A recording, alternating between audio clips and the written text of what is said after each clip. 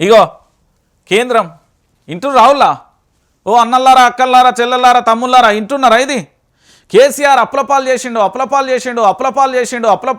అని రకరకాలుగా మాట్లాడేది కదా. అప్లపాలు చేసింది కేసీఆర్ కాదు, ప్రధాని నరేంద్ర మోడీ ఒక్కొక్కల నెత్తిల మీద. నా నెత్తి మీద ఇప్పుడు 4.8 లక్షల రూపాయలు అప్పు చేసిండు నా నెత్తి మీద. ఇది మీ ఒక్కొక్కరు మీ ఇంట్లలో ఎంతమంది కుటుంబ సభ్యులు ఉన్నారో అంతమంది మీద దాదాపుగా సుమారుగా 5 లక్షల రూపాయల అప్పులు చేసిండు ప్రధాని నరేంద్ర మోడీ. మోదీ పాలనలో దేశ ప్రజలు అప్పుల పాలైపోయారు. 2 ఏళ్లలోనే 90,000 పెరిగిన తలసరి రుణం. ఆర్బీఐ ఫైనాన్షియల్ స్టెబిలిటీ రిపోర్ట్లో వెల్లడి. పాత అప్పులు తీర్చడానికి కొత్తగా మళ్ళీ అప్పులు. ధరలు ఉపాధి లేమి కారణం అంటూ కూడా చెప్తున్న పరిస్థితి కనబడుతుంది. ఎన్డీఏ పాలనలో సామాన్యుడి బ్రతుకు చిత్రం ఒకసారి చూద్దాం. ఒక్కో పౌరుడి తలసరి ఆదాయం 2.16 లక్షలు, తలసరి అప్పు 4.8 లక్షలు. సంపాదన కంటే అప్పే ఎంత ఎక్కువ, 2,64,000 రూపాయలు మన మీద. ఈ దేశాన్ని పరిపాలించే ప్రధాని నరేంద్ర మోడీ, భారతీయ జనతా పార్టీకి సంబంధించిన ప్రభుత్వం. మన ఈ తెలంగాణ బిడ్డ యావత్తు భారతదేశంలో ఒక్కొక్క కుటుంబంలో ఎంతమంది ఆ కుటుంబ సభ్యులు ఉన్నారో వాళ్ళందరికీ ఒక్కొక్కరి పేరు మీద సుమారుగా 5 లక్షల రూపాయలు అప్పు చేసింది.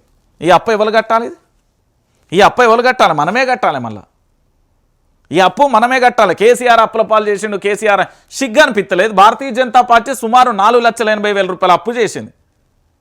నా నెత్తి మీద 4,80,000 రూపాయలు అప్పు, నీ నెత్తి మీద 4,80,000 రూపాయలు అప్పు చేసింది. ఇక ఇప్పుడు మాట్లాడరేం మరి? అప్పుడు మొరిగిన కుక్కలని ఇప్పుడు ఎందుకు మొరుగుతలు?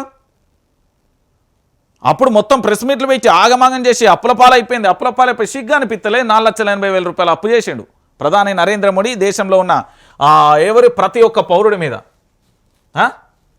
ఇక చూడు ఇది పోలీసుల భద్రత మధ్య యూరియా పంపిణీ. ఇలాంటి రోజులు ఎప్పుడైనా చూసినామా?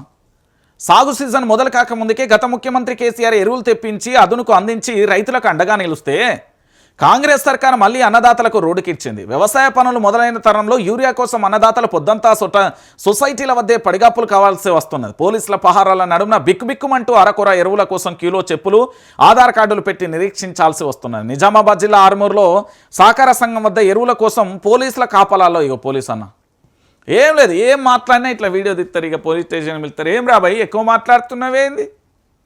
ఆ భాష ఏ రాజ్యాంగంలో ఉందో కూడా నాకు తెలియదు. అసలు భారత రాజ్యాంగంలో అయితే ఉండదండి అది. నేను చెప్తున్నా కదా, ఒక వ్యక్తిని మానవత్వంతో మనిషిగా మనం పూర్తి స్థాయిలో గౌరవించాల్సిన అవసరం ఉంటుంది. కానీ ఇక్కడ మాత్రం ఇట్లా ఎందుకు ఉంటుందో నాకైతే అర్థం కాదు. I'm really very sorry to say Telangana police.